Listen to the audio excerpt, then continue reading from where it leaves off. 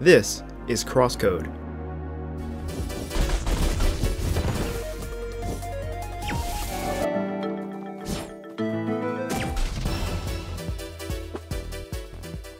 And CrossCode's level design is impeccable, sublime.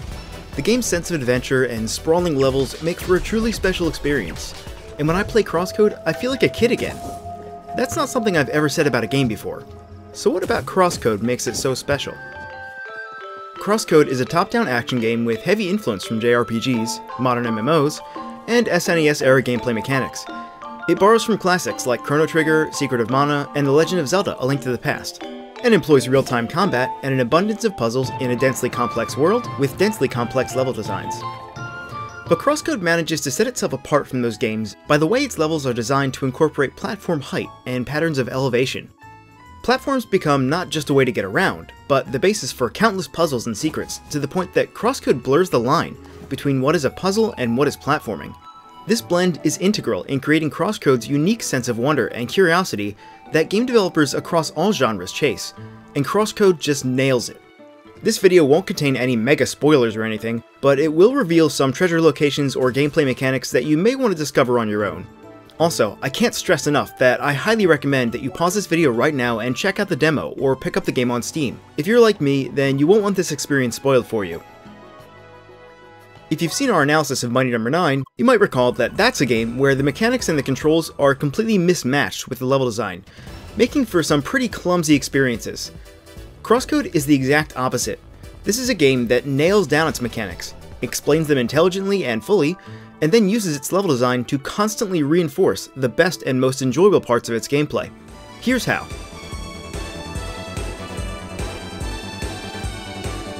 The first thing you notice in CrossCode's starting area is that the level design leans heavily into the Z-axis, or is it the Y-axis? Depth. There's many layers of depth here. Elevation and platform height play a huge part in the exploration and adventure of CrossCode's world, and while it may resemble the layout of games like A Link to the Past, this level design constantly emphasizes the manipulation of elevation, to the point that it almost feels like a playground where you're constantly moving and jumping around, because that in itself is so enjoyable. Let's break it down by looking at how you jump in CrossCode. Put simply, jumping is done automatically when you're on off a ledge, and that's it. If you've played any of the 3D Zelda games, it's just like that. Automatic jumping skirts the issue of having to precisely time your jumps just before you fall off a ledge. So unless your game is like Super Meat Boy, where jump timing is actually part of the core gameplay, this automatic jumping is more often than not actually an improvement. And that's doubly true for CrossCode.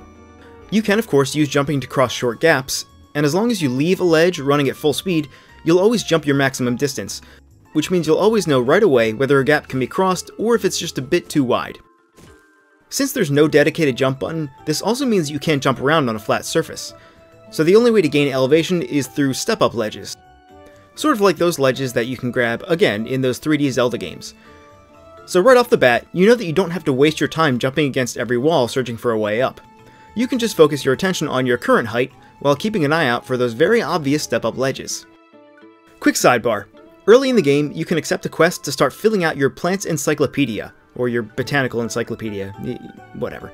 Each area has its own unique plant life, and you can document them simply by destroying them, and they make the most satisfying sound effects.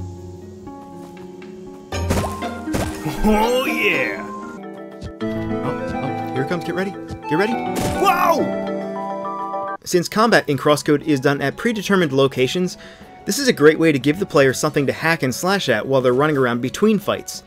It also takes advantage of the player's ability to shoot spheres across the screen in any direction. Some plants are extremely rare, and only a careful eye will spot them and be able to actually hit them. But if you stand on just the right ledge at just the right angle and use a well-aimed sphere shot, you can take them right out. Now this is something you're going to be doing a lot of in CrossCode, because plants actually drop their own loot.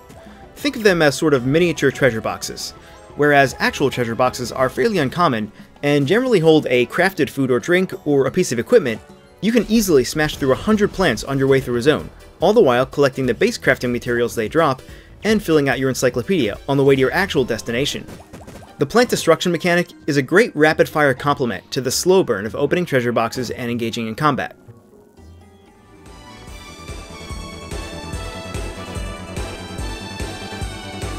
Okay, so with jumping and plants out of the way, let's actually look at the level design. This is Autumn's Rise, the first overworld area of the game where you're pretty much free to do whatever you want. Autumn's Rise is dense with terrain features. There are many platforms at many different heights, gaps to cross, and valleys to jump down into and explore. And once you do start exploring Autumn's Rise, it's not long before you realize that these ubiquitous terrain features are not just for filling out the area or for funneling you around. They actually form additional unique level designs on top of the ground level.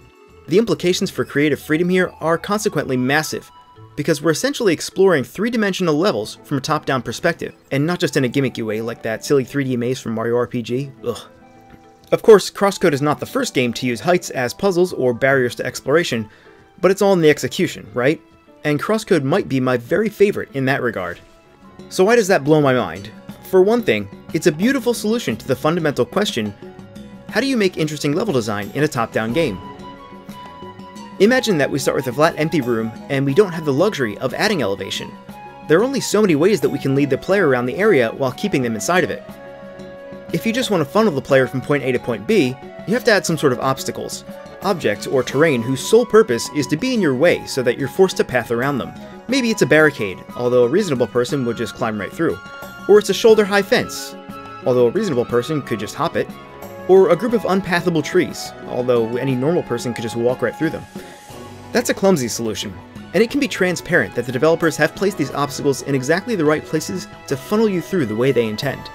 And instead of using those unpathable piles of debris or fences or invisible walls, it's the terrain and platforms themselves that restrict you to certain paths around a room.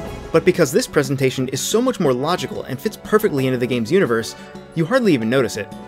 Of course, these obstacles aren't merely to funnel you around in CrossCode, but are actually placed intelligently so that you can use them to reach higher elevations. If we go 1 or 2 levels higher than the ground floor, we'll see that the gaps between these platforms are often wider, and because these elevated paths must also be traversable in their own right, every platform elevated above the ground level directly influences the level design of the ground level itself. They have to be close enough together to jump across, while not impeding on the design and flow of the ground level path. So the ground floor and all the levels above it are completely intertwined, and the features of one dictate the features of the other. If someone just described to you what CrossCode's levels look like, you might expect them to resemble some sort of spaghetti mess of cluttered platforming, and yet the developers managed to craft logically flowing layouts even under such heavy restrictions. From this bird's eye view, it's really easy to see the care and the thought that went into designing each level, but in execution, it's so subtle as to be unnoticeable. Another reason this blows my mind is for its economy of level design. Remember how in our cave story analysis, we discussed that cave story frequently makes you manually backtrack through areas, but because the platforms and enemies change depending on which way you're headed, it still feels like a fresh challenge. Well, the same thing applies here in CrossCode. By layering a second set of platforms on top of the first, we don't need to have 2 separate layouts that have only nominal or no connection at all. Anytime you do see a treasure box on any height above the ground level, you know you're going to be able to get up there somehow, so you're tempted to scour the ground level for a ledge that'll let you jump up to that second height. It does a great job at getting you to move all over the map, looking at every single nook and cranny for an intermediary ledge. By the way, this is a brilliant example of giving the player a short-term goal, then laying out all the tools they'll need to achieve it, and finally letting them just run wild.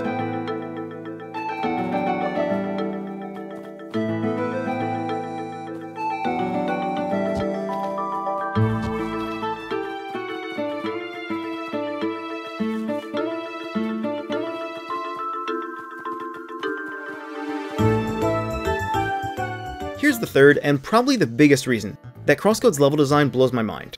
It allows individual layouts to form one giant, cohesive, and continuous mega layout. And this is exactly how the developers have designed it. This comprehensive map of Autumn's Rise helps to illustrate that. Early on in the area, you are required to jump over a narrow river, but once you're over it, you might never think about it again. It might never occur to you that this river will realistically cross through other parts of the zone. Or you might face a wall that seems unpathable from one room, only to discover that it's the same platform in the room right next to you. So this platform has an actual reason to exist, other than simply to just litter and clutter the landscape and prevent you from pathing over it. If you have a sheer cliff with a treasure box resting on top, you can be certain that approaching that cliff from the opposite side will allow you to eventually ascend towards the peak and grab that treasure.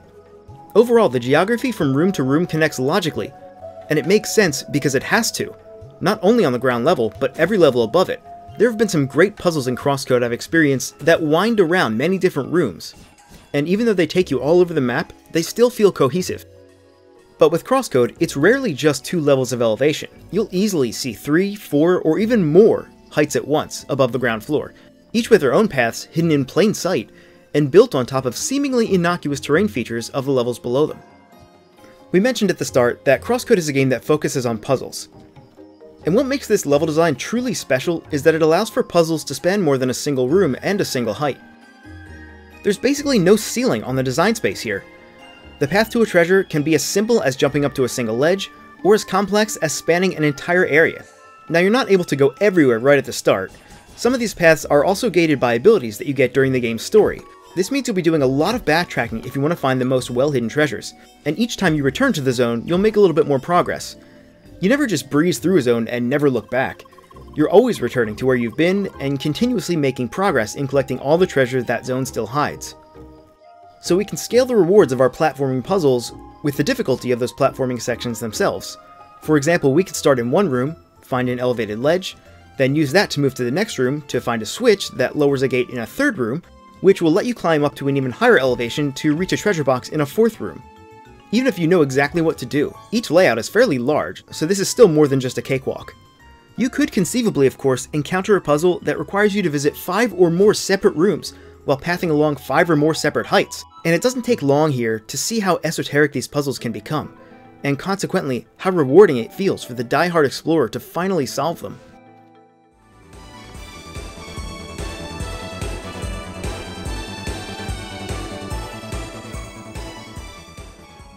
Luckily, you won't really feel like you're in over your head here, because CrossCode is a game that loves to give you stats.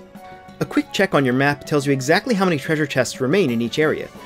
There's also an extensive stats menu that breaks down your total completion percent for treasures, enemy data, botanical information, and almost anything else you'd want to know about your progress. So when you do take the time to explore off the beaten path, you always have a rough idea of how much left there is to discover in each zone. When we combine all these elements together, they make exploration so rewarding because of the feeling of revelation you get when you finally connect their dots, all of which makes for some extremely satisfying but totally optional platforming. This is really the icing on the cake here. Almost all of this is optional. If you beeline through Autumn's Rise to the next area, you would miss all of this.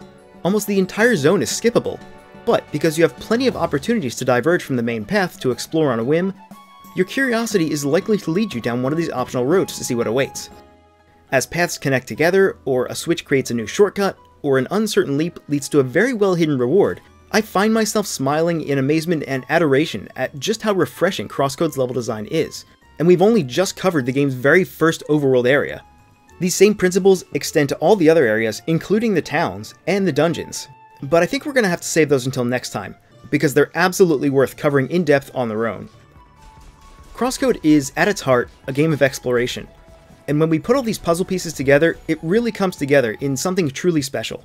It doesn't pull any punches for those who just want to speed through the game, but rather consistently and repeatedly rewards you for exploring.